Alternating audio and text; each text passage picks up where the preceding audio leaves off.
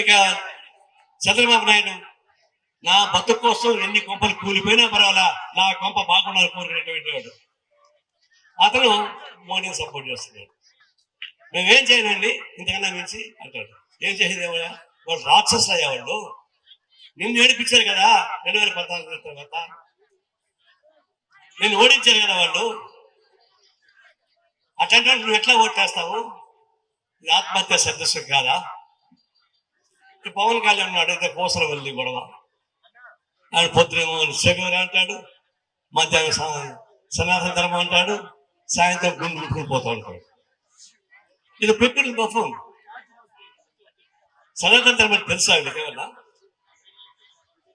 సనాతన ధర్మం అంటే భర్త చనిపోతే భార్యని ఆ చిత్తమంటను పెట్టి తగలబెట్టడం అనేది సనాతన ధర్మం. అవునా కాదా చెప్పండి.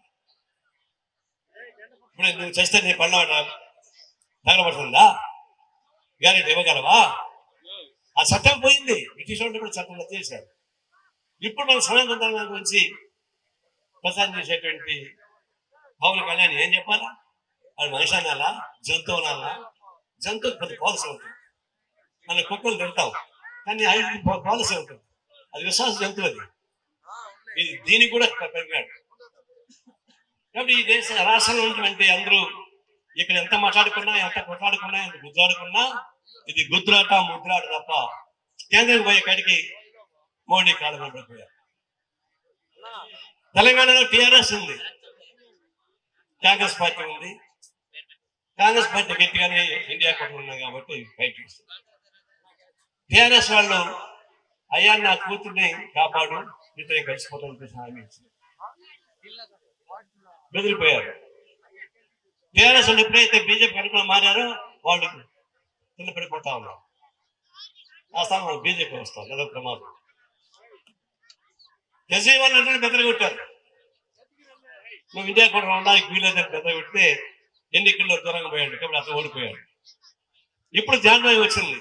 ఈ వైస్ ప్రెసిడెంట్ నేను సపోర్ట్ చేస్తానని చెప్పేసి ఆమ్ ఆద్మీ పార్టీ వాళ్ళు చెప్పారు. మంచిది. ఆ ఆమ్ ఆద్మీ పార్టీని చూస్తున్న కేసీఆర్ కాళ్ళకి దూరంగా బుద్ధి వస్తుంది. చంద్రబాబు నాయుడు, పవన్ కళ్యాణ్, కేసీఆర్ ఈ దౌర్భాగ్యం రాజకీయాలు మీరు చేస్తా ఉన్నారు. అలాంటి రాజకీయ విధానం అవలంబించేవాడు ఇక్కడేమో బ్రహ్మాండంగా మాట్లాడతారు, చాలా ప్రోగ్రెస్ గా మాట్లాడతారు. ఢిల్లీకి పోయేమో నరహంతులు కాళ్ళ మీద పడతా ఉన్నారు. దానివల్ల సమస్య ఎట్లా వస్తా ఉంది? అనేక ఇబ్బందులు వస్తున్నాయి. అనేక ఇబ్బందులు ఏమొస్తున్నాయో మరి రామకృష్ణ చెప్తాడు. నేను దాని జోలికి పోదలుచుకోండి. జాతీయ స్థాయి జరిగేటువంటి ఈ సమస్య భారతదేశ ప్రజాస్వామ్యానికి ప్రమాదం వచ్చి పడింది. ఇప్పుడు బీహార్ ఎన్నికలు జరగబోతున్నాయి. దాదాపుగా 1,00,000 ఓట్లు దొంగ ఓట్లు ఉన్నాయని బయటపడతా ఉన్నాయి. అది ఒక విధంగా దొంగని మామూలు కాదు, గజ దొంగ.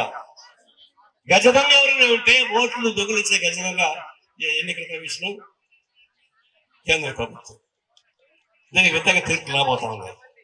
అందుకని రాబోయే రోజుల్లో మనం గుర్తుంచుకొని చర్చించండి. ఇప్పుడు కార్పొరేట్ కంపెనీస్ యొక్క పడగ మీ పైన పడడానికి వీలు లేదు.